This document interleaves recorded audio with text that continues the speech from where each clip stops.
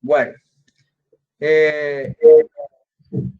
tengo el honor de pertenecer al Tribunal de Ética Médica y además de trabajar con el doctor Izquierdo en la Clínica Occidente. Esto que vamos a ver no es algo que sea nuevo. Esto uno lo ve casi por todos los lados y en todas las especialidades. Como dije inicialmente, esto no es nuevo. Esto lo pueden ver a nivel de todas las especialidades. Y hay veces sucede en unas con más frecuencia que en otras. Por eso, ¿qué está pasando? Esto se ha vuelto muy recurrente, estos comentarios, sobre todo porque se hacen sin conocimientos y experiencia y con conocimientos por creer ser mejores. Ante estas situaciones, esto es desde la parte médica, pero esto implica muchas cosas jurídicas posteriormente. Entonces, he invitado también, está con nosotros el doctor Augusto Cuellar, quien es nuestro asesor jurídico en el tribunal, para que entre los dos démosle respuesta a las preguntas que puedan originar. Yo he tratado de hacer un recuento de qué es la ética y la parte de la moral y de dónde está contenida esto. En esto sabemos que hay principios morales, religiosos y sociales. ¿Qué es ética y qué es moral? Algunos confunden estos dos términos, estas dos definiciones, pero la ética y la moral tienen diferentes significados. Como digo aquí, la ética está relacionada con el estudio fundamentado de los valores morales que guían el comportamiento humano en la sociedad, mientras que la moral son las costumbres, nombres y tabúes y convenios establecidos por cada sociedad. Ustedes han visto que hay costumbres nuestras diferentes en ciertas regiones del país y no es el mismo comportamiento. Entonces, ¿dónde aprendemos esto? En la familia, no en la familia, no en la escuela de medicina. La ética médica se aprende observando cómo se desempeñan los médicos más antiguos, no de los libros o de las charlas. ¿Qué es la bioética? Es el estudio sistemático de la conducta humana en el área de las ciencias de la vida y del cuidado de la salud. Cuando esa conducta se examina a la luz de los valores y de los principios morales. Entonces, ¿quién dice todo esto?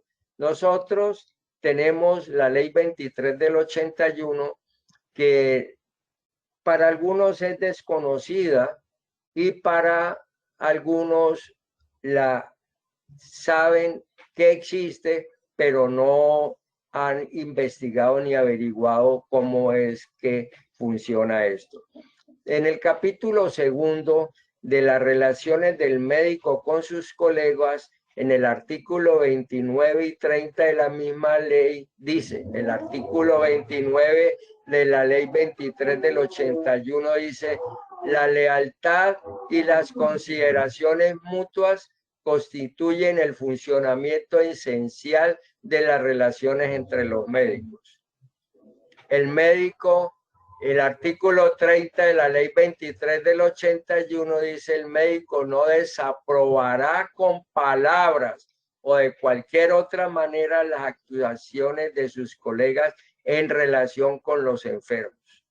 Pero en el concordatorio de la misma ley 23 del 81, que llama concordatorio en decreto 3380 del 81, el artículo 21 dice, no constituyen actos desaprobatorios las diferencias de criterio o de opinión entre médicos que manifestadas en forma prudente surjan de la discusión y análisis y tratamiento del paciente. Esto se refiere más que todo a las juntas médicas que hacemos para evaluar un paciente y poder tener un criterio más completo de la situación. En el artículo 31 de la ley 23 del 81 dice, Todo disentimiento profesional entre médicos será redimido por la Federación Médica Colombiana de conformidad con las normas de la presente ley, o sea, con la ley 23. Y en el parágrafo dice, la Federación Médica Colombiana señalará el mecanismo mediante el cual los colegios médicos se ocuparán de la atención de las solicitudes que se presenten en desarrollo de este artículo. En el concordatorio está del artículo 31, está el 22. Si el disentimiento profesional entre médicos tiene contenido ético, la competencia para dirimirlo será de los tribunales éticos profesionales. ¿Qué hacer con la práctica antiética? Entonces, esta práctica antiética se debe informar a las autoridades competentes. Yo creo que tanto que presenten las quejas entre colegas, a nivel nacional se ha visto que está en 8.62%. O sea, que es una cifra que no es que es para tenerla en cuenta, porque definitivamente esto se puede aumentar. Con esto he querido que ustedes tengan de entrada un conocimiento muy somero de nuestra ley 23 del 81 sobre estos casos donde el médico empieza a tener problemas con sus colegas por cuestiones de la parte ética. Entonces, dejamos a consideración del grupo para, como me dijeron que era un conversatorio, esto es el abrebocas de ese conversatorio. Muchas gracias a ustedes y empecemos si hay algunas preguntas. Doctor Triana, muchas gracias por su presentación muy concisa. Yo personalmente resalto mucho el pedazo en donde dice que la ética no se aprende en los libros de medicina, sino en la casa y con el ejemplo de los profesores. Creo que para todos los que nos desempeñamos en escenarios académicos, en hospitales universitarios, es muy importante entender eso, que a veces uno lo puede pasar por alto, y es que los residentes y los estudiantes están aprendiendo cómo ser médicos en su actuar ético de acuerdo a lo que ven en las consultas con uno. Entonces es algo que sí me llevo para mi práctica diaria. Si alguien tiene una pregunta, por favor, no duden en hacerla. Por favor, yo tengo una pregunta. Sí, buenos días. Buenos días. ¿Me dan Buenos días. pantalla? Debe dejar de compartir, doctor, igual en la parte de abajo, donde decía compartir la pantalla, dejar de compartir. Sí, no, es que no. Espérese. Arriba a la izquierda, en la otra pestaña de GoToMeeting. O Julito, ¿pueden ver? Arriba. Aquí, Ya. Listo, perfecto. Listo. Bueno, muchas gracias, doctor, por su presentación clara, puntual y concisa. Yo tengo una pregunta y es sobre, ¿es realmente la historia clínica el instrumento donde se deben anotar esos juicios de valor que a veces hacen algunos colegas sobre actuaciones de otros colegas? ¿Eso hasta qué punto puede servir como una arma, digámoslo así, de doble filo para quienes tienen esa práctica? Es decir, anotar en la historia con juicios de valor más que conceptos médicos o científicos. A ver, usted sabe que la historia clínica es un medio que nosotros usamos para dejar consignado todo lo de los pacientes. Ahí no es para quejarse de que un médico hace esto o el otro. Es más, en la historia clínica usted sí puede consignar: el fulano de tal dice que es esto y no estoy de acuerdo por esto y esto y esto y esto, por si las causas que llevan a pensar a usted de esa otra manera. Colocar en una historia clínica es que el médico no sabe, que el médico está diciendo, lo que está diciendo es falso. Eso pues no está dentro de la práctica normal. Sin embargo, si se hace y a la hora de la verdad sirve de una prueba testimonial. No sé qué quiera agregar el doctor Cuellar respecto a eso desde el punto de vista de asesor jurídico. Muy buenos días para todos, gracias por la invitación, doctor Triana, de manera especial, que me ha tenido en cuenta para esta ocasión. Sobre ese particular puedo decir lo siguiente, no es prudente considerar a un médico que hace manifestaciones sobre un colega respecto al tratamiento o procedimiento diagnóstico de un paciente. No está obrando de manera prudente. No está haciendo, no tiene consideración entonces o estimación hacia el colega. Y esa situación de repetirse puede ser objeto, por supuesto, de unas especies de llamadas de atención dentro del cuerpo médico primero, antes de intentar acudir a un organismo que tiene que ver con control disciplinario. Llámese Tribunal de Ética Médica Seccional, llámese la propia Federación Médica. Por tanto, hay que tener consideración y respeto hacia el colega cuando se difiere de un diagnóstico, de un tratamiento o de un procedimiento, en todo momento y en todo lugar. Siempre hay que preservar la estimación hacia el colega. Si hay diferencias de criterio, de opinión, pues para eso se hicieron las juntas médicas precisamente, como lo comentó ahora el doctor Rodrigo Triana.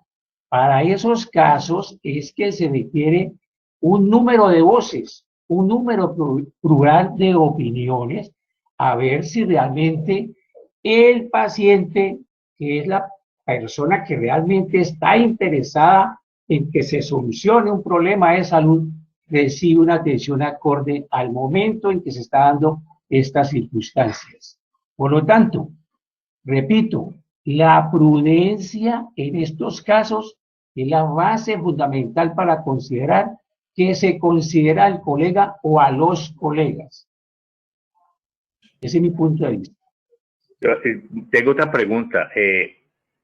De cada día en algunas especialidades como la reumatología, donde tenemos pues la formulación de medicamentos de alto costo, pero que están incluidos en el plan de beneficios en salud, algunas EPS tienen la política interna de que toda decisión suya que usted ha tomado dentro de su autonomía médica de formular a un paciente con determinado tratamiento pase por un staff que usted no ha solicitado, que usted no ha pedido y el paciente tampoco está claramente informado de que su caso, la formulación que usted prescribió a un paciente de acuerdo a su conocimiento, va a ir a un staff que tiene un carácter más casi que yo diría no solo administrativo, sino para evaluar si lo que usted hizo o no a ese staff que no conoce el paciente es correcto. Algunas veces esos staff que usted no ha pedido, que usted no ha solicitado porque usted claramente está con los argumentos suficientes para soportar su diagnóstico y tratamiento, tiene una opinión diferente a la del médico tratante. ¿Eso hasta qué punto riñe con la ética médica de quienes generan un concepto sin conocer a un paciente que va en contravía de la opinión del médico tratante? Doctor, yo quiero agregar algo. Eso es lo que se llama el derecho a la autonomía. Correcto. El derecho a la autonomía está en la ley 23 del 81. Desde esa época, resulta que en la ley estatutaria de febrero 17 del 2015 está también el derecho a la autonomía, o sea, el derecho que tenemos los médicos a que lo que nosotros formulemos se nos respete. Pero desgraciadamente esa ley estatutaria todavía no está del todo aprobada. Está aprobada, pero no está sancionada. Entonces, eso que usted está presentando no es grave si es de un grupo de médicos especialistas como ustedes. Lo grave es que un médico general que se las da de auditor, se reúnen y definen situaciones que ellos no tienen ni idea ni conocen. Eso les pasa a ustedes y nos pasa a nosotros. Desde el punto de vista con el material de osteosíntesis cuando lo solicitamos. ¿Qué hacemos nosotros? En ciertas circunstancias, anotamos en la historia, colocamos las razones por lo cual se va a solicitar ese material y negamos de entrada, porque ya sabemos que va a suceder eso otro, para que el médico general, que es entre comillas auditor, haga lo que prácticamente nosotros deseamos. Pero ese derecho a la autonomía, desgraciadamente, no está funcionando. Yo creo que esto es una de las peleas que se tiene con el ministerio a nivel nacional para que toda esta parte, la ley estatutaria, sea aprobada en su totalidad y así no tener problemas.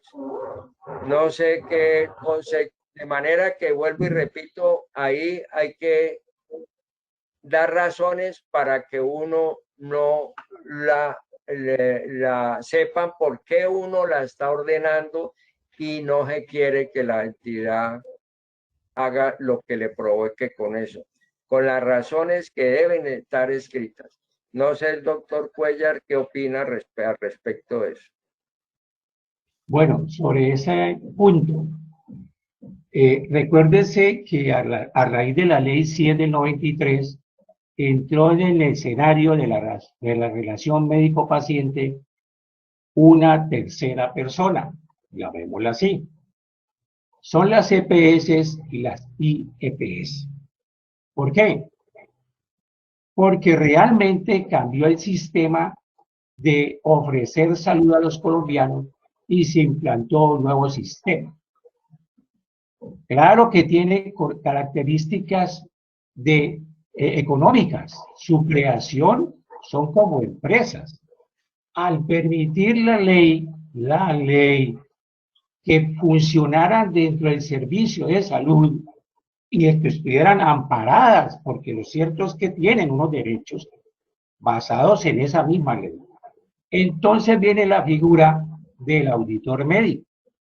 El auditor médico para ellos constituye la barrera, el control al interior para que ciertos tratamientos, procedimientos, medicamentos y demás tengan una especie de veto.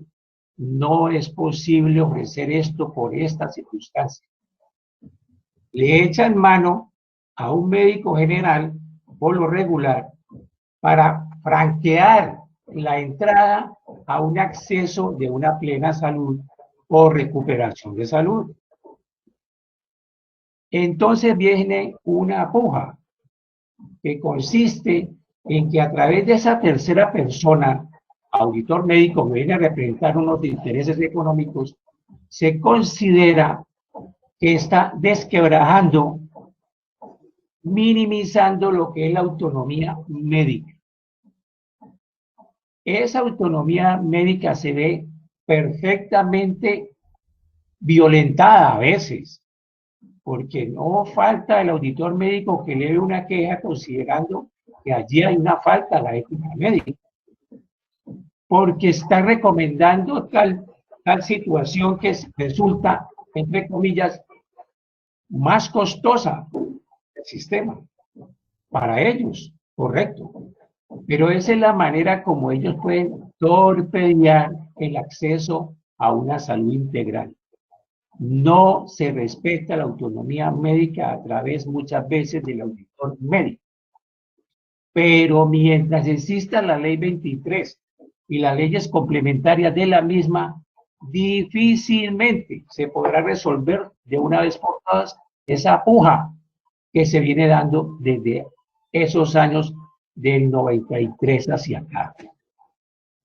Que tendría que cambiar, por supuesto, la forma de prestar el servicio de salud. Pero yo particularmente pienso que eso va a ser un imposible. De allí que las aseguradoras se comprometan a prestar un servicio en cuanto a salud, diciéndole al paciente, le ofrecemos esto y más esto.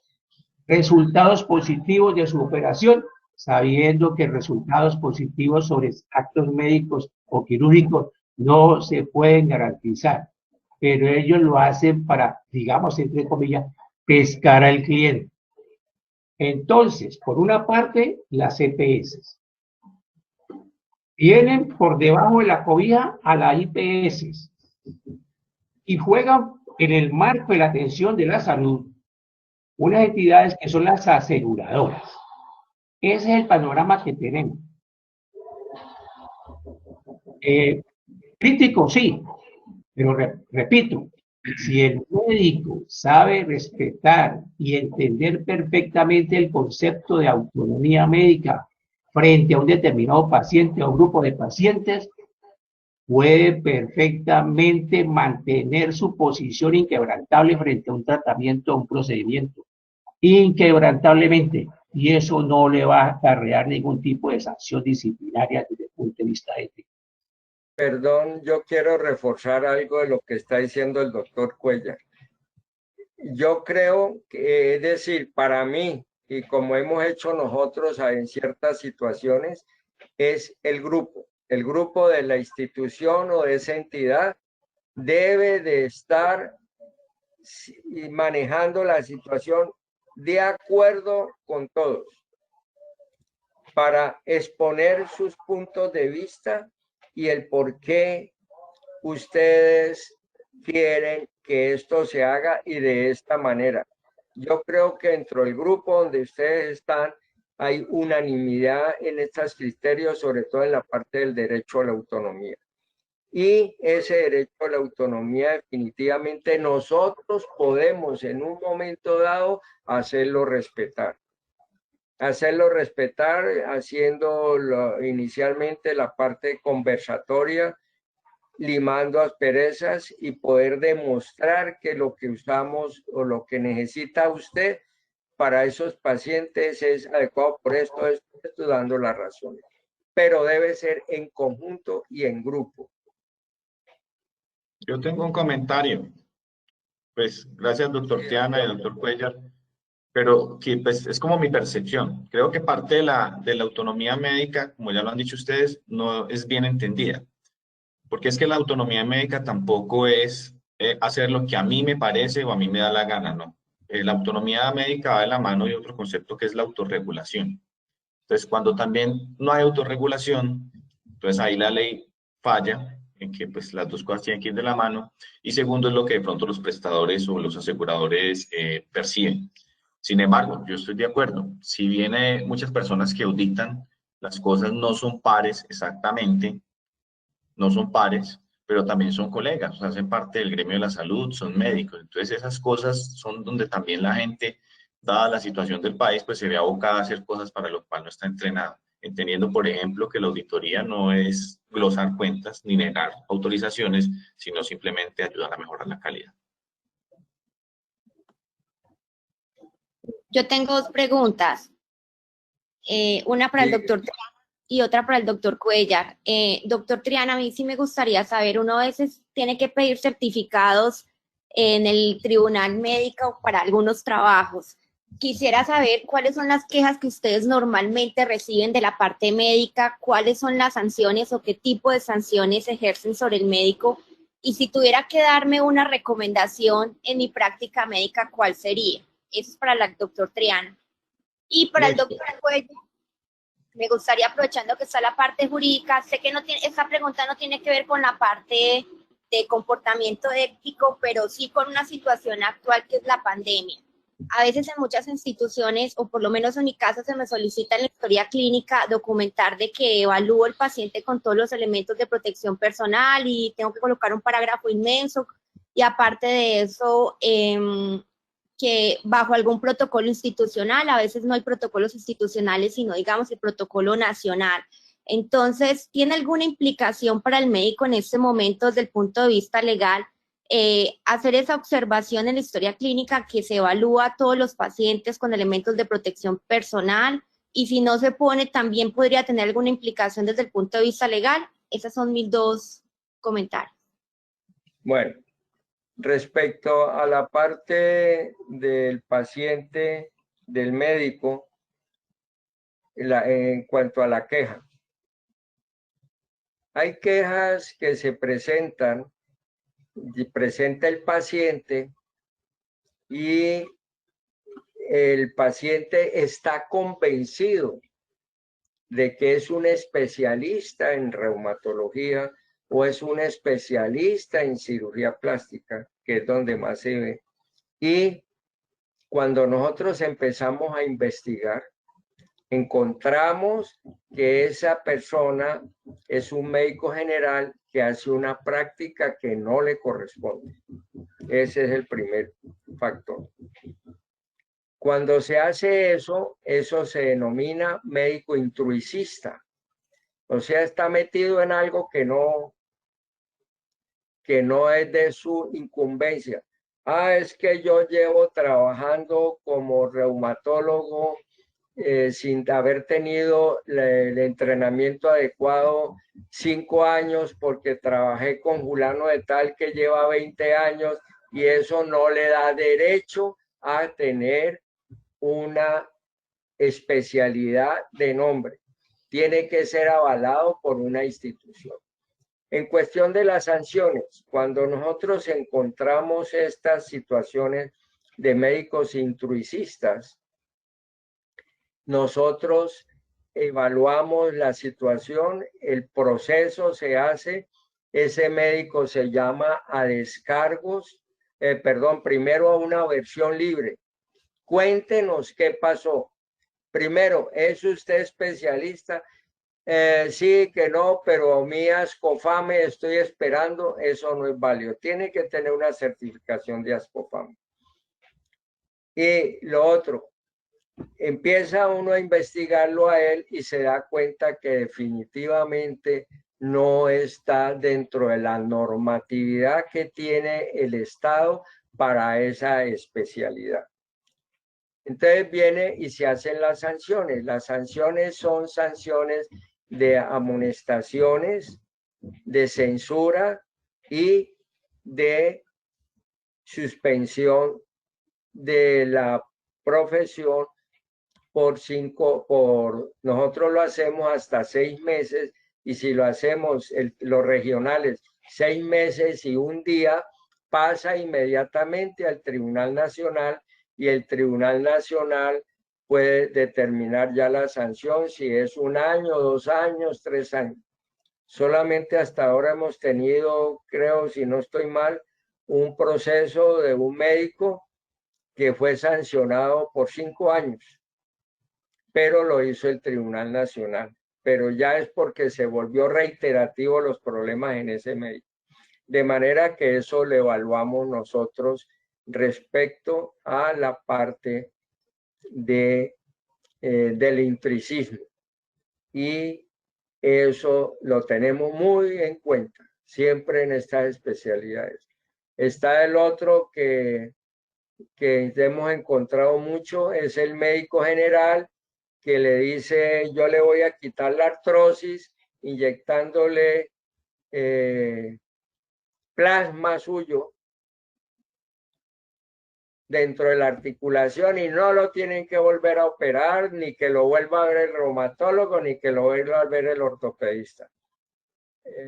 tuve un proceso de eso y me puse a investigar y resulta que en Japón están en este momento a 12 años, en esa época eran 15 años, están a 12 años apenas tratando de investigar y la forma de hacer. ¿Ellos qué hacen? Sacan sangre, la centrifugan en el consultorio y le inyectan en cualquier sitio en la articulación que está molestando y ese es el plasma rico en plaquetas según ellos. Eso hay que, como los factores de crecimiento epidérmico, hay que tener decantación y hay que saber la cantidad y qué clase de plasma, del plasma, qué parte de calidad del plasma es para poderlo aplicar al paciente y que se empiecen a tener resultados.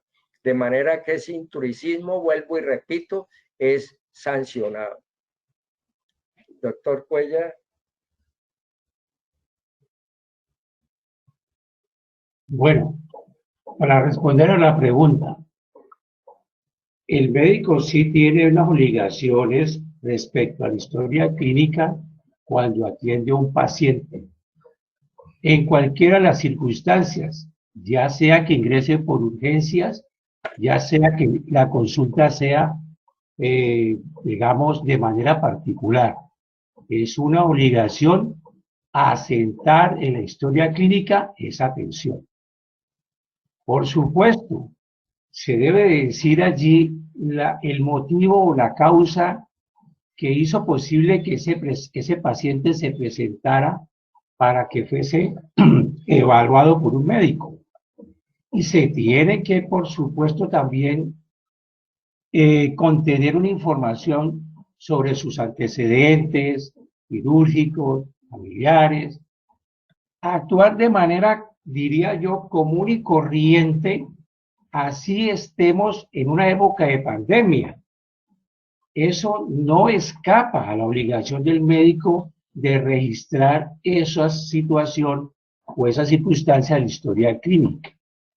El asunto es que realmente a nivel nacional se han dado unas instrucciones.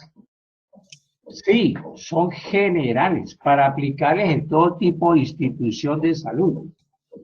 Y si provienen del Ministerio de Salud, se tornan obligatorias por una circunstancia de una emergencia declarada por el gobierno nacional. Esa es la particularidad que tiene esta situación. Si no fuese un reconocimiento a nivel nacional, si no emanara del propio Ministerio de Salud, entonces un médico simplemente podría, como se dice, omitir cierta reglamentación o ciertas condiciones que requiere esa atención médica. Pero por provenir en una situación de emergencia y de una autoridad a nivel nacional como el ministerio, se tornan obligatorias. Aquí hay algo importante en la ley 23 del 81 en el artículo 49, porque es que quiero darlo a conocer porque muchos se presentan como especialistas sin ser especialistas. Entonces dice, constituye falta grave contra la ética, sin perjuicio de las sanciones administrativas, civiles o penales a que haya lugar, la presentación de documentos alterados o el empleo de recursos irregulares para el registro de títulos para la inscripción del médico. Y por acá, en el artículo 55, dice los métodos publicitarios que emplee el médico para obtener clientela deben ser éticos.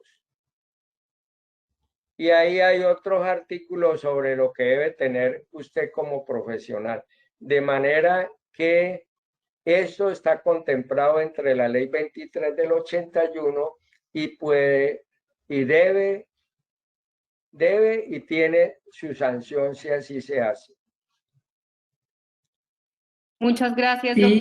doctor Cuellar. Yo quisiera invitar si alguien quiere hablar, que por favor abra su micrófono. Sí, gracias. Yo tengo una pregunta. Buenos días. Empezamos con... Sí, ¿puedo? Sí, claro. ¿Puedo hablar ya? Claro Sí, que claro. sí. Ah, bueno. con Beatriz Arana, no sé por qué no aparece mi nombre ahí, pero quería agradecerle mucho a ustedes por este conversatorio y al doctor Rodrigo Triana, a quien conozco hace mucho rato y lo aprecio muchísimo, muchas gracias, y al doctor Cuellar.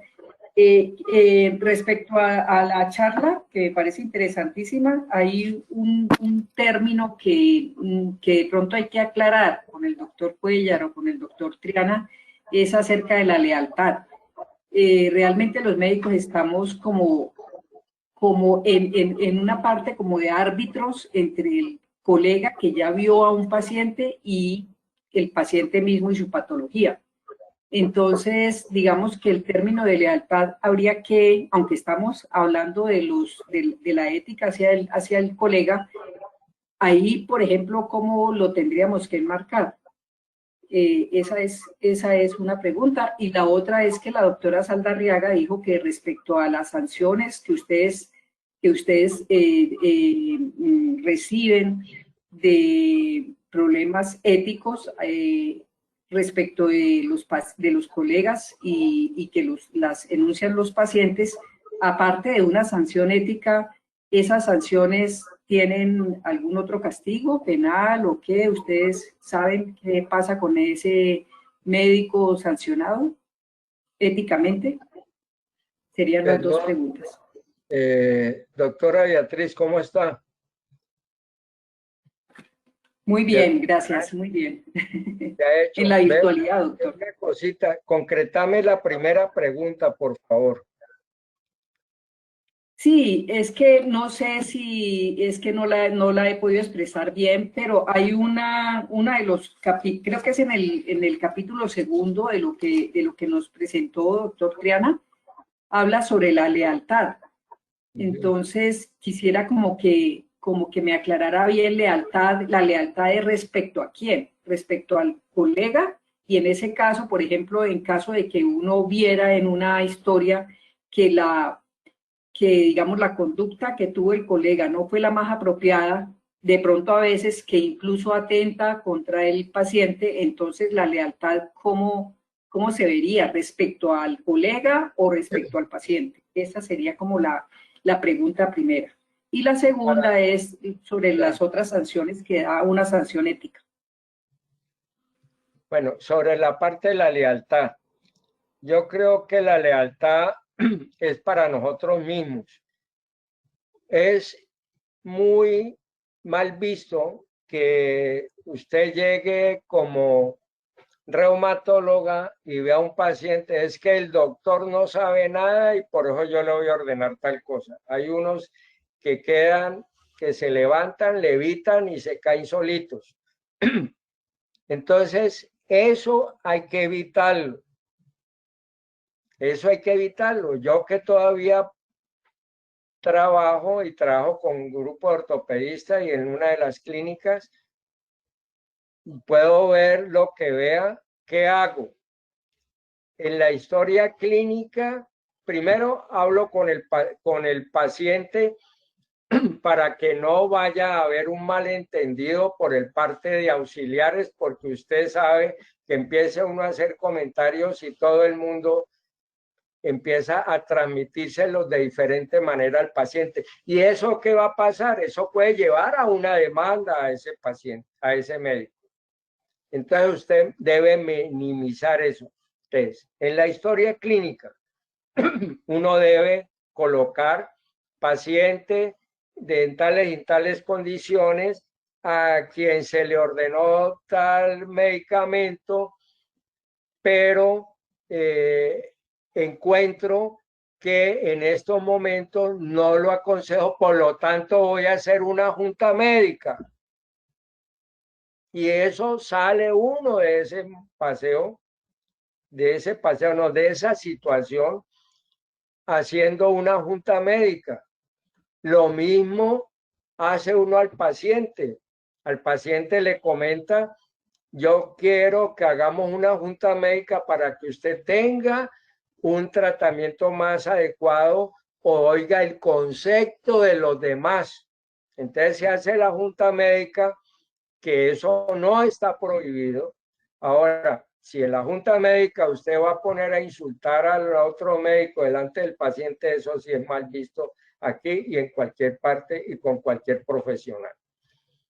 De manera que eso se minimiza de esa manera. A nosotros nos puede pasar una fractura reducida inadecuadamente, uno no le va a decir al paciente, la fractura quedó mal reducida, yo lo voy a operar mañana. A reoperar mañana. Uno que decirle, mire, cualquier cosa, se acomoda la situación de lo que está sucediendo, habla con el colega y con el colega define la situación. Eso es lealtad, eso es lealtad. No es aventar al charco al otro, porque puede terminar ese otro médico e involucrado en el tribunal. Yo me acuerdo hace muchos años, precisamente en Bogotá, un profesor aventó al que había sido su residente ante el Tribunal de Ética Médica. El residente, cuando ya era ortopedista, el que fue su residente, se defendió, informó por qué había hecho eso y al que sancionaron fue al profesor. Se puede invertir las cosas. Eso ha pasado. De manera que para mí la lealtad es muy importante. Y esa, yo creo que la lealtad para mí une más al grupo con que usted está trabajando. Une más al grupo. El doctor Cuellar, sobre la historia. Bueno, uno de los principios éticos que contiene la famosa Ley 23 del 81 se relaciona con ese elemento que llama relación médico-paciente.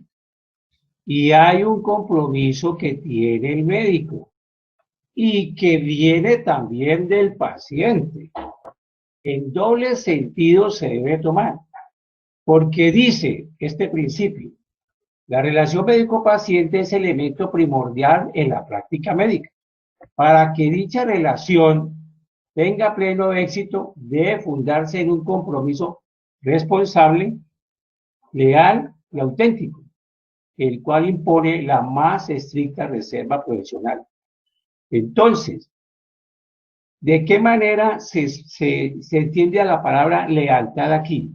Igual a la que aparece en el artículo 29 comentado por el doctor Rodrigo Triana al comenzar esta charla, sobre el colegaje, la lealtad hacia el colega. Entonces, para responder a la pregunta formulada, si existe una lealtad hacia el paciente, debe cumplir con esa lealtad el médico tratante. Y a la vez, si existe una lealtad que debe brindar el médico frente a sus colegas. Fíjese que el asunto es que la misma Ley 23 considera al paciente, por supuesto, como un sujeto de derechos, en este caso de derechos fundamentales, porque se relacionan con la vida y la salud, que son derechos amparados por nuestra Constitución. Si se trata de derechos amparados por la Constitución nuestra, la vida y la salud, y se impone como principio ético lealtad frente al paciente y lealtad del colega, del médico hacia los demás colegas, entonces se tiene, por supuesto, un compromiso. Se falla ese compromiso cuando realmente en la relación médico-paciente el médico no es leal. Por ejemplo, el ocultamiento de una situación irreversible. Entonces, en circunstancias muy delicadas, muy graves, sí se tiene que comunicar el estado, por supuesto, de salud de ese paciente. Si está en condiciones, por supuesto, ¿no?, mentales difíciles de entender, se trata de un anciano, entonces, frente a los familiares se obra con lealtad, comunicando la situación de salud de ese paciente, no ocultándola, y de otra parte, se falta a la lealtad hacia el colega cuando no se tiene, como dije ahora, la suficiente prudencia.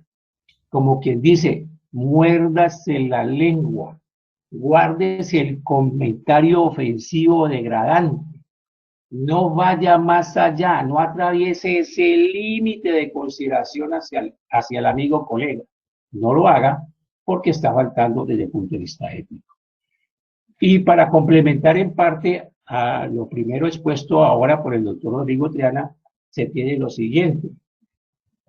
En cuestiones de sanciones, es cierto, los tribunales seccionales pueden imponer sanciones de suspensión del ejercicio de la prevención de la medicina hasta por 6 meses. Si el tribunal seccional considera que amerita a ese médico una sanción mayor, entonces simplemente se pronuncia así en una decisión de fondo, o sea, fallo, y envía, por supuesto, ese expediente al Tribunal Nacional. Valorarán el caso y determinarán si amerita o no una suspensión mayor. Ha sucedido el caso, no en el nuestro, frente a otros tribunales, donde inclusive el Tribunal Nacional considera que no amerita suspensión, ¿ya? Y lo puede perfectamente considerar como una censura. Pero mayoritariamente el Tribunal Nacional ha considerado, mayoritariamente digo, que sí amerita una suspensión mayor a 6 meses, dada el tipo de conducta desarrollada por el médico. Por ejemplo, en un abuso sexual. Eso ya hay una línea allí en el sentido de que eso no podrá considerarse como simplemente de 6 meses de suspensión. Yo creo que en ese sentido los tribunales seccionales apuntamos todo frente a un abuso sexual, y más grave si se llega a un acceso carnal, que ese tipo de sanciones va más allá de 6 meses. En esos casos el tribunal ha impuesto hasta 5 años de suspensión del ejercicio profesional. Y para complementar esa parte, siendo un abuso sexual o un acceso carnal un delito, la justicia penal ordinaria, la nuestra, fiscalía y jueces de circuito que imponen este tipo de sanciones, entonces son competentes, por supuesto, para conocer de los mismos hechos, el mismo médico, ya como sindicado o imputado, ¿me entiende? Y es posible que en el proceso penal la parte ofendida, que es, por ejemplo, digamos, la víctima, una paciente, en el caso nuestro, de un abuso o de acceso carnal, entonces puede pedir una indemnización por daños y perjuicios. ¿Por qué? Porque todo delito genera la persecución de una indemnización. Un simple acto médico, digamos, en estas condiciones, conlleva una sanción muy delicada para un médico en una situación de esas. Pero casos se han dado. Yo tengo una pregunta. Claro que sí, doctora. También había pedido la palabra el doctor Jair Felipe. Bueno, entonces sigamos en el orden. Respeto la fila. Bueno, doctora, usted es el doctor Jair. Bueno, muchas gracias, Clara. A los doctores invitados, muchas gracias. A la Junta Médica, muchas gracias. Tengo una pregunta, comentario. Creí que iba a ser un poquito más pequeña, pero ahorita hablando sobre estos procesos de auditoría y demás, pues también hay que resaltar que a veces los auditores ni siquiera terminan siendo pares médicos, sino que en algunas instituciones incluso hay otro grupo de profesionales que están en relación con la salud que están haciendo auditorías de actos médicos. En una reunión que tuvimos hace un poco, yo creo que eso también toca más el tema desde el punto de vista legal, estábamos hablando y nos decían que en algún momento uno de los auditores dio la sugerencia en una de las instituciones donde trabajo que cuando existieran problemas de tipo administrativo, por ejemplo, que una EPS negara un medicamento, negara un procedimiento, nos abstuviéramos de colocar esa información en la historia clínica porque pues eso no hacía parte del acto médico, sino que hacía parte del proceso de atención y que para eso existía supuestamente una área designada para eso. yo fui el primero que levantó la mano y pues no sé si estaré equivocado, pero yo también, al igual que el doctor Fernández, al principio cuando arrancó Andrés, para mí, pues mis profesores de ética y de medicina legal siempre me decían, y entendí que pues nuestra principal herramienta para ayudar al paciente, pero también para defendernos en procesos legales o de ética, era dejar claramente consignada la información en la historia clínica. Entonces, la pregunta siendo muy concreta y pues de pronto yo fijando una posición, es que yo pensaría que eso no es correcto, o sea, que precisamente cómo defender algo en un acto administrativo. Yo le decía a la auditora, entonces si la EPS no le entrega el medicamento porque no tiene existencia o porque una junta médica decidió que a pesar de que yo se lo había ordenado me lo negaban, pues yo qué argumento le doy al paciente. Y finalmente, si sale un proceso de ética o un proceso legal, que es también lo que es muy preocupante, ¿cómo me van a decir ustedes a mí que yo no deposite la información en la historia clínica? Entonces, lo planteo entre ese marco porque me parece algo muy complicado, porque finalmente ya todas las EPS y las IPS tienen esas famosas notas alternas donde dicen ponga esto en la parte pues no médica, sino administrativa. Entonces, quisiera escuchar la opinión o las sugerencias de los doctores. Doctor Jair,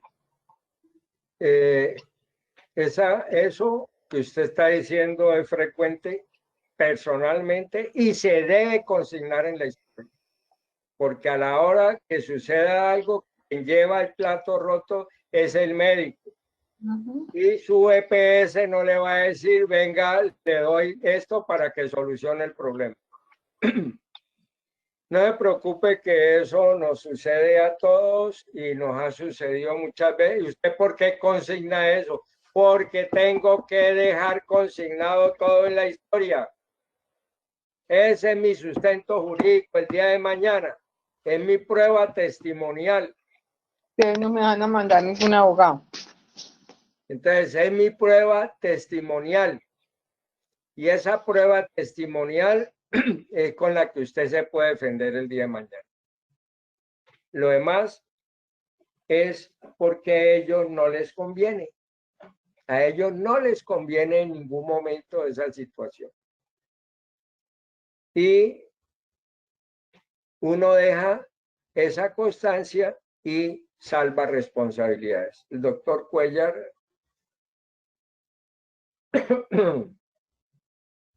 Gracias. Sí, es que ellos quieren minimizar el acto médico. Esa es la palabra. Quieren minimizar el acto médico y de esa manera imponer la forma como supuestamente el médico debe actuar frente a ellos. Eso no es posible.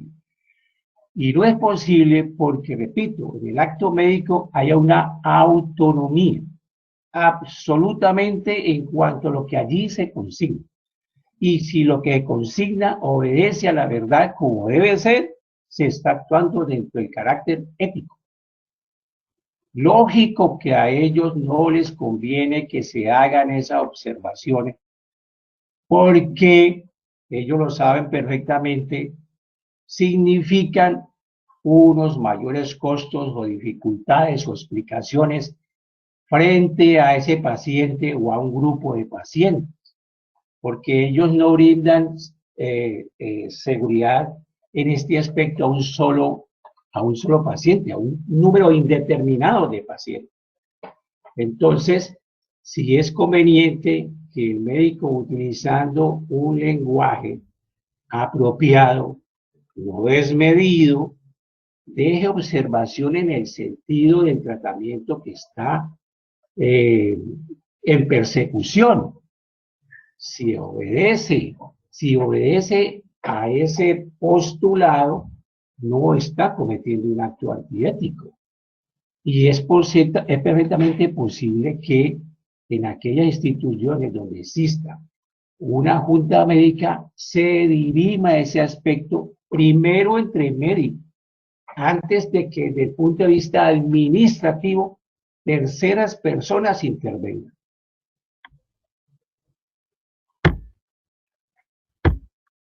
Ahora sí, Gracias. ¿Ahora sí? Sí, Bueno, doctora, adelante. Yo soy reumatóloga pediatra y tengo una pregunta, inquietud. Los reumatólogos con mucha frecuencia vemos pacientes con enfermedades que no vamos a curar, pero vamos a controlar, y son los perfectos candidatos para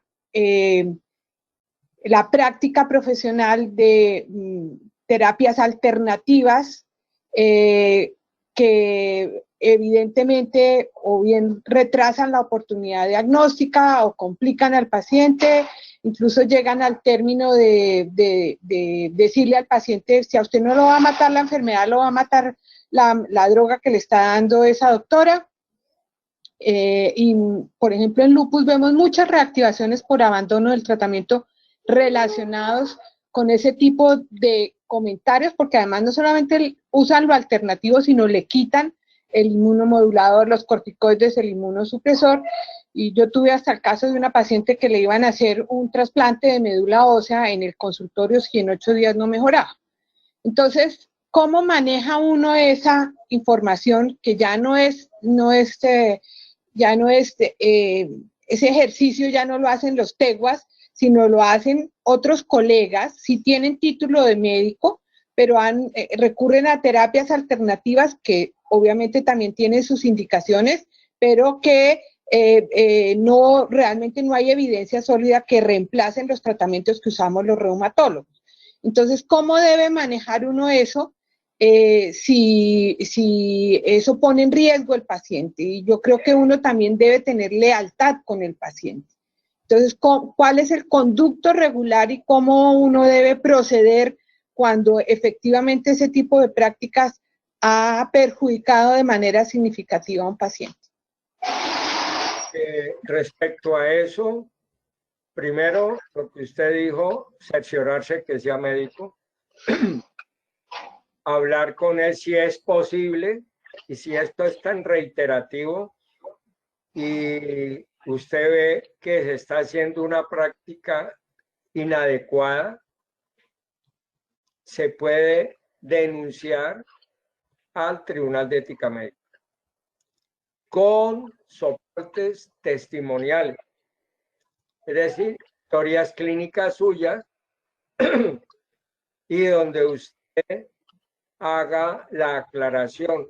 He venido tratando a este paciente para tal y tal y tal cosa, pero por circunstancias ajenas, este paciente ha consultado y han tratado de manejarlo.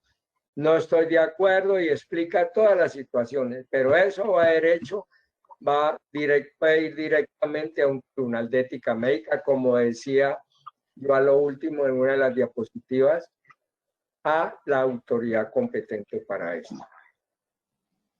Doctor Cuellar. Bueno, hay que tener en cuenta que nosotros, el doctor Rodrigo Triana y yo, estamos enfocando esta situación desde el punto de vista ético. O sea, teniendo de presente la ley 23 de 1981 y su decreto reglamentario del mismo año. Bajo esa visión, entonces, tenemos lo siguiente. Siempre el principal elemento en la relación médico-paciente es el paciente. Recuerden que el paciente tiene unos derechos fundamentales que hay que preservar, hay que amparar, hay que proteger.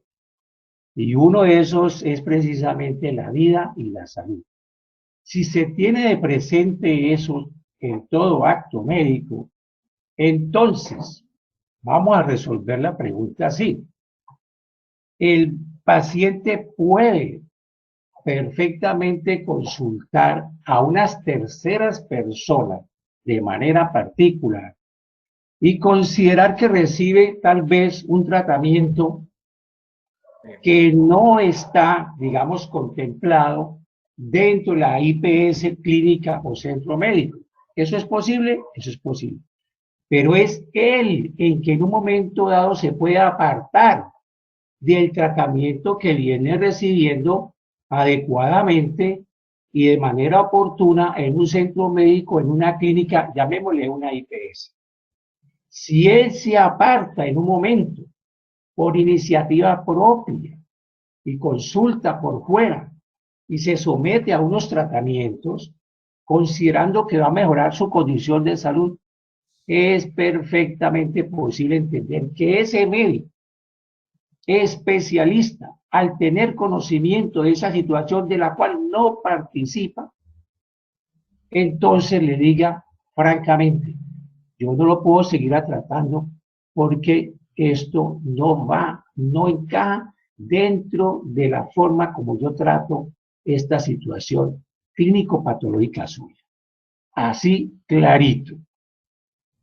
Ahora, es posible que dentro de la institución ese paciente solicite, sin tener conocimiento, el médico que lo viene tratando, de que le den esa alternativa. Requiero medicina alternativa para esta situación, pero lo hace desde el punto de vista particular, sí, frente a la misma institución que está velando por su salud, correcto. ¿Será la institución la que deba resolver ese asunto? Sí, en la cual no se ve involucrado de ninguna manera el médico. Sería la vía más correcta. Correcto. Pienso que esa es la vía que debe utilizarse. Si él considera que debe ser complementado su tratamiento de salud con unos métodos, unos sistemas, propóngalo, porque él tiene, repito, unos derechos fundamentales y los hace valer. Claro que sí.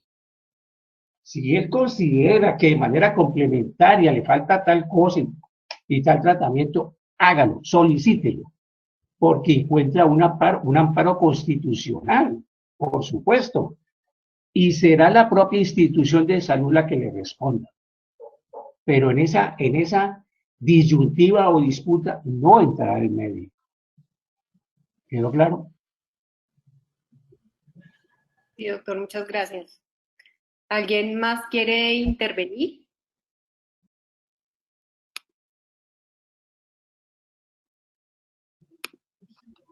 Yo acá tengo una pregunta para el doctor Triana y el doctor Cuellar y está muy en relación con la pregunta que hizo la doctora Clara Malagón.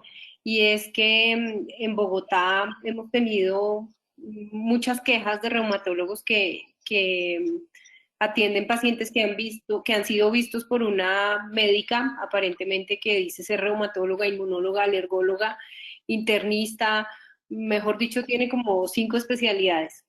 Y les vende unos tratamientos costosísimos.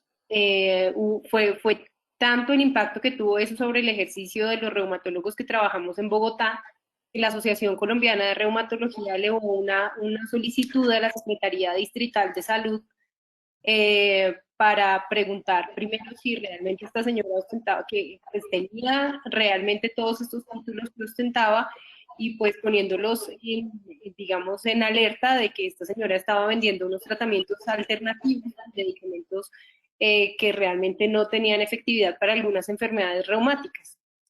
Finalmente, la respuesta del ministerio fue, perdón, de la Secretaría de Salud fue que al momento de ir a hacer la visita en el consultorio de la señora, pues ella se había cambiado de domicilio y no tenían forma de verificar si realmente el ejercicio de esta señora pues era el adecuado, y parece que sí es médica, pero no tiene otros títulos, por lo menos en Colombia, bien documentados. Entonces, yo pensando en que nosotros como asociación hemos tenido este problema, ¿sí? No sé cómo es el conducto regular para poner estas quejas ante el comité de ética. Estas quejas deben ser de manera personal, o sea, yo como médica Ana María Redondo tomo digamos, mis pruebas documentales de las cosas que está haciendo esta médica, de los títulos que ostenta, de las tarjetas que le da a los pacientes, de las cosas que les vende, etcétera, y hago la queja yo personalmente ante el comité de ética, no sé si es de Bogotá o de Cundinamarca, no lo sé, o una asociación científica como Asorreuma podría, en representación de los reumatólogos, hacer algo al respecto. En Bogotá está el de Bogotá, el de Cundinamarca y el Tribunal Nacional. usted está en Bogotá, debe presentarlo al Tribunal de Ética Médica de Bogotá. Inclusive creo que allá está la doctora Clemencia Mayorga. Creo que todavía está en el tribunal. Y usted se hace en la queja. Lo que puede hacerla personalmente o por medio de la asociación. La asociación en general puede hacer esa queja en nombre de todos ustedes con todas las pruebas que vayan aportando cada uno. No sé si el doctor Cuellar tenga algo que referirse respecto a la parte grupal, a la parte asociativa. Sí, la queja puede ser formulada por el propio paciente. Casos también muy significativos lo presentan los familiares. Por supuesto, también personas jurídicas. Una asociación, un gremio médico, es una entidad entonces privada y puede a nivel de grupo interponer una queja ante un tribunal seccional. Perfectamente, y es válido. Cuando se trata de una situación grupal, o sea, se tiene conocimiento por un grupo, un número plural de médicos de una especialidad, que tales y tales médicos no tienen especialidades específicas para tratar ese paciente, entonces lo conveniente sería que de manera institucional se presentase la queja, no de manera particular. Si se está asociado, es mejor que esa entidad que tiene un reconocimiento y una personería jurídica lo haga. ¿De acuerdo? De esa manera no se verá abocada posiblemente a que sea llamada una persona determinada para enunciar lo que son los hechos motivo de queja. Basta que la institución esté representada, tenga personalidad jurídica, y eso es suficiente para asentar una queja contra un grupo de médicos o un médico en particular por un ejercicio no adecuado en la medicina.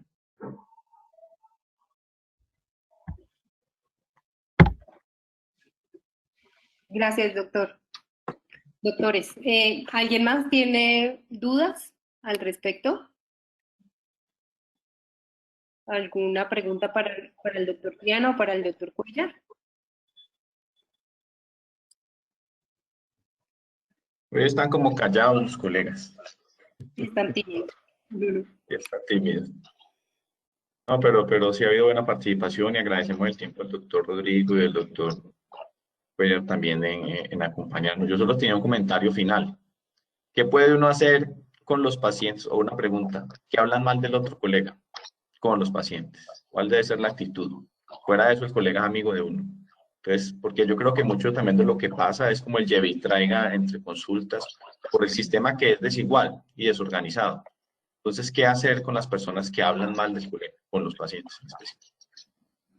Es que ahí precisamente hay una falta de lealtad y una falta de ética. Esa pregunta se la hacen a uno con cierta frecuencia.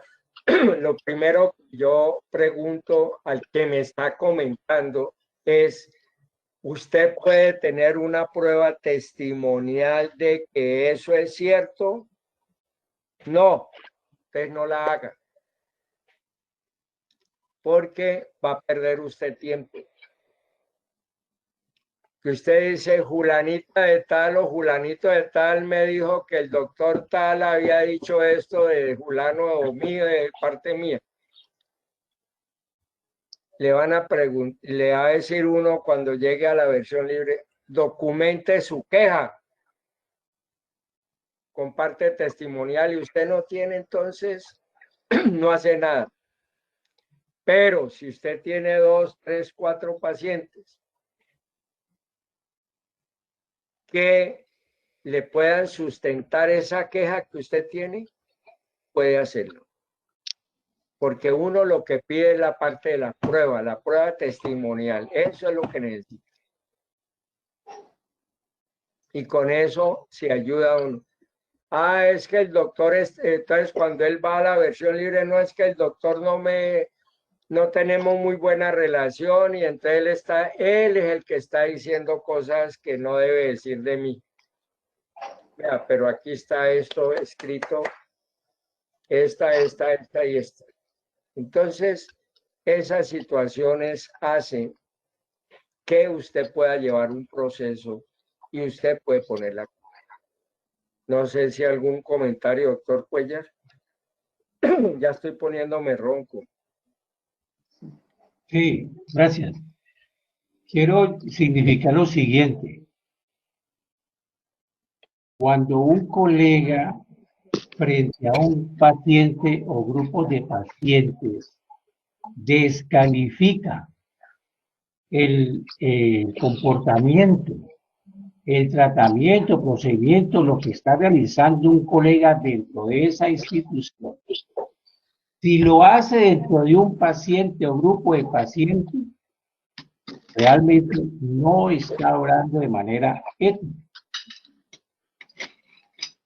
Si ese comentario o ese desaguisado, digámoslo así, lo hace jugando golf y teniendo de presente a uno o dos colegas de otras especialidades, supongamos que sea el caso, pues esa parte que no representa acto médico alguno, porque es una actividad social, digámoslo así, deportiva, recreativa, en esas situaciones no tendrá unos efectos desde el punto de vista ético. Distinto es si le imputa, por ejemplo, delitos.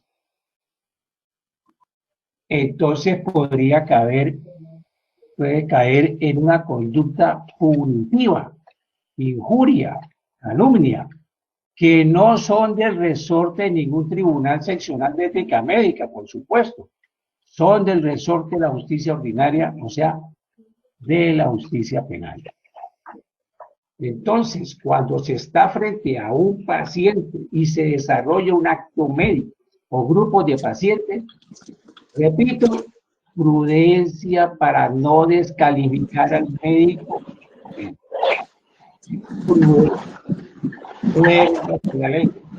Si lo hace, puede verse involucrado en de carácter disciplinario ético.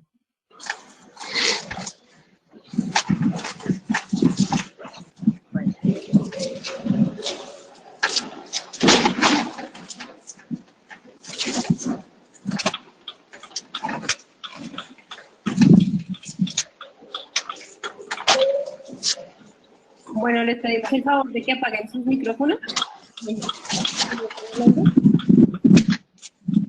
Que se escucha un ruido deportivo. Ya, gracias, Jorgito. La doctora Ana Isabel Ospina, desde Popayán, nos hace una pregunta. ¿Cómo proceder cuando hay abuso de poder en la relación entre un médico que es docente y un médico que es estudiante? ¿Sí? Digamos que está subordinado como residente o como estudiante de medicina. Entonces ella dice, si han tenido casos tratados a nivel del Tribunal de Médica o si ese papel lo asume únicamente la universidad que debe garantizar la relación entre el docente y su estudiante. Ahí ya entra la duda sobre la parte del residente. El residente es médico ya. Y si hay alguna discrepancia de pensar o de qué, pero no es con atención a pacientes. O está el otro caso, es que el docente delante de los pacientes lo insulta, habla mal de él, eso es diferente. Eso puede ir a un tribunal. Pero si ya es de que yo lo veo y le tuerzo la boca o le tuerzo el ojo, eso ya no tiene injerencia aparte en tribunales. Pero vuelvo y repito, si hay algo que tenga que ver delante de atención de pacientes, que lo haga quedar mal, que lo insulte, porque eso ha sucedido, inclusive no a nivel de residentes, sino entre colegas médicos, donde el uno es el director médico y el otro es un subordinado, delante de los pacientes lo trata inadecuadamente, eso puede ir a un tribunal. Doctor Cuellar, ¿tiene algún otro concepto? Bueno, para complementar, doctor Rodrigo Triana, es que la obligación del médico cuando se hace profesional es bastante compleja en el ámbito social. Y realmente la relación que tenga ese médico con una institución educativa, digamos una universidad donde es profesor, también hasta allí debe comportarse de manera ética, porque cuando se está frente a estudiantes de medicina, si tuviera otro comportamiento, por ejemplo, porque son estudiantes, digamos, de agronomía, pues allí no habría una correlación entre la enseñanza de alguien que tiene el ejercicio de la medicina con un estudiante que no está estudiando medicina. Pero cuando ese médico se comporta como profesor en una institución universitaria y sus alumnos son estudiantes de medicina, hasta allí le sigue los pasos la ética. Está comprometido a actuar con ética. Cuando está al frente de una institución de salud, también le siguen los pasos la ética médica. Entonces, cuando se comporta como médico, esa es la distinción que tiene, el compromiso es muy mayor. No conozco en el ámbito colombiano profesional que sea objeto de más investigaciones que los médicos. Por donde le apunte en condición de médico, por allí lo persigue una acción civil, una acción penal o disciplinaria de carácter ético. Es la persona, en cuanto a profesional, más controlada por el Estado. Por el Estado. Pero ustedes me dirán, ¿y a qué viene eso? Y ya lo he dicho varias veces. Es que el médico es mirado como una persona que tiene que velar por la salud y tiene que velar por la vida. Pero muchas veces esa situación no se da cuando se tiene la condición de profesor universitario, porque allí no se está jugando o está entre ciernes la vida o la salud.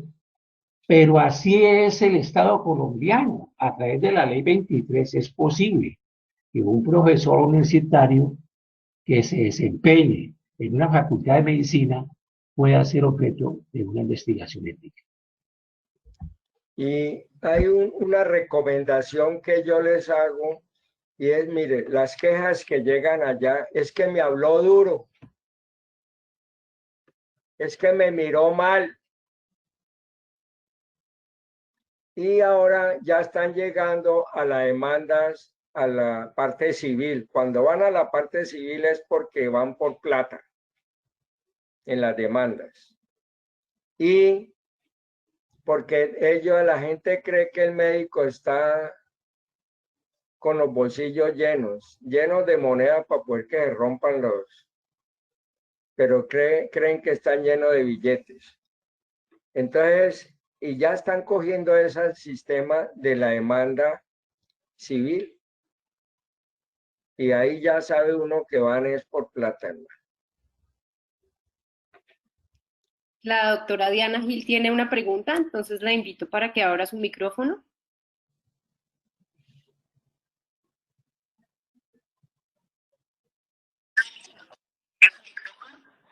Buenos días, muchas gracias a la Junta por este espacio tan importante. Doctores, yo tengo una pregunta. Ya pues escuchando todas las discusiones previas, Yo quiero preguntarles como un consejo, uno, ¿qué debería hacer o cómo debería? No se escucha. Dianita, se fue el sonido.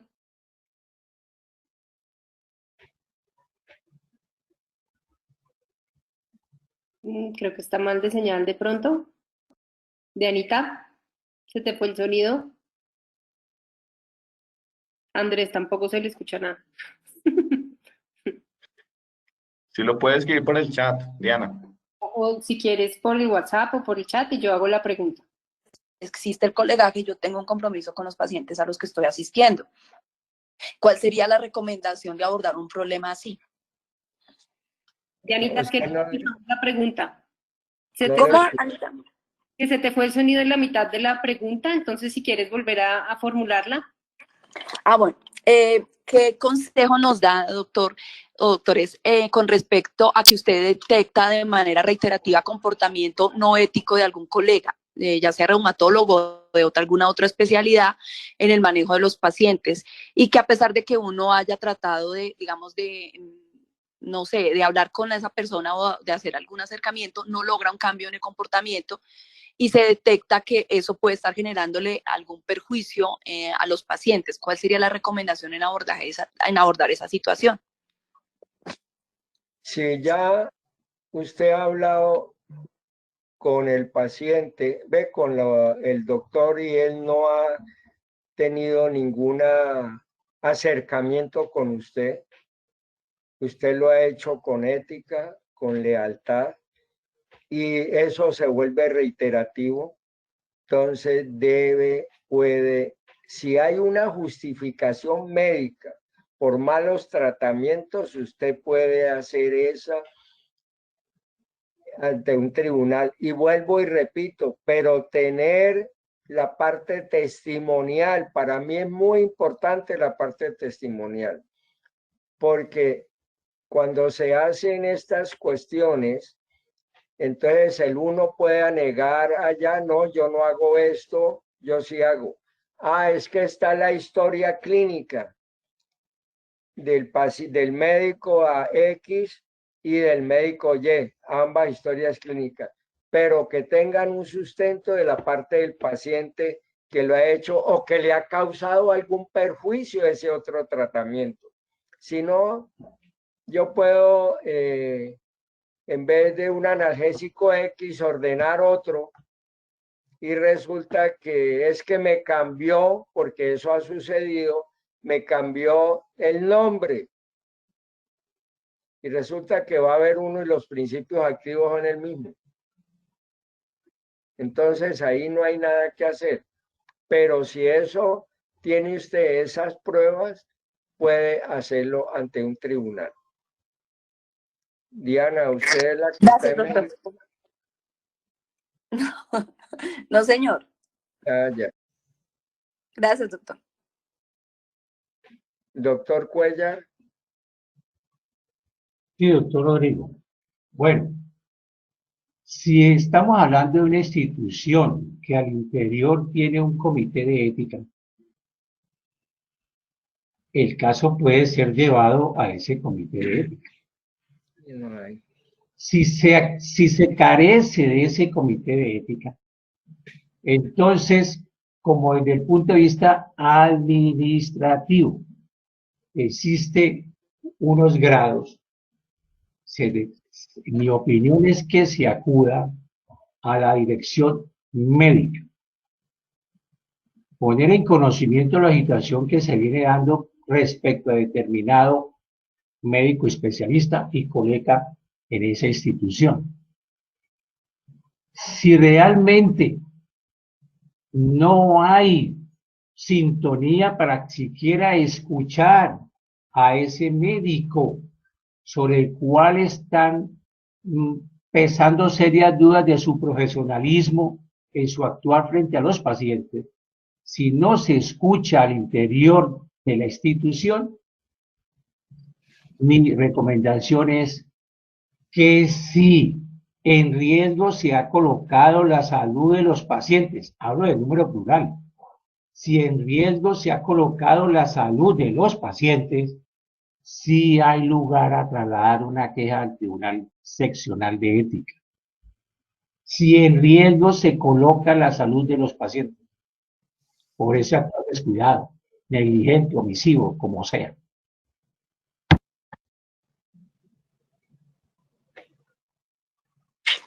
Gracias, doctor.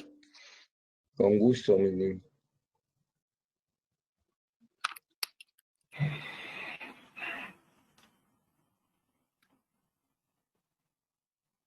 ¿Aló? Sí, Andrés, se te escucha bien. Ah, bueno, muy bien. Bueno, realmente creo que ha sido es que tengo problemas con el sonido, no sé qué me está pasando. Creo que No, pero necesito ahí está bien. que me traiga un computador nuevo. Niño Dios. Mira, sí. Bueno, de verdad, muchísimas gracias al doctor Rodrigo, al doctor Triana por acompañarnos en esta mañana, en este conversatorio muy interesante. No queremos dejar nuevamente pasar la gratitud que expresamos por su desinteresada y muy valiosa intervención el día de hoy. Esperamos que haya sido de verdad muy provechoso para todos ustedes estas opiniones, estos tips, diría yo, que a veces debemos recordar sobre nuestra práctica diaria. Creo que han sido 2 horas de un interesante conversatorio con todos ustedes. Además de agradecerles a todos por su presencia, quiero recordarles que nos preparamos para nuestra última tertulia Sorreuma 2020. Próximamente el doctor Elías estará nuevamente recordándonos la mecánica de esta última tertulia. De mi parte, creo que no me queda más que reiterar el agradecimiento a todos y cada uno de los participantes del día de hoy y desearles desde ya la mejor de las Navidades, el mejor del 2021 y más allá de los regalos materiales que esta época y el otro año traigan mucha salud y bienestar para cada uno de los miembros de Azorrema y cada una de sus familias. No sé si alguien más de mis amigos de Junta quiere agregar algo más. Agradecer a todos por el tiempo y sobre todo pues al doctor Triana y al doctor Cuellar. Sus explicaciones fueron supremamente claras, creo que nos dan luces de cómo actuar.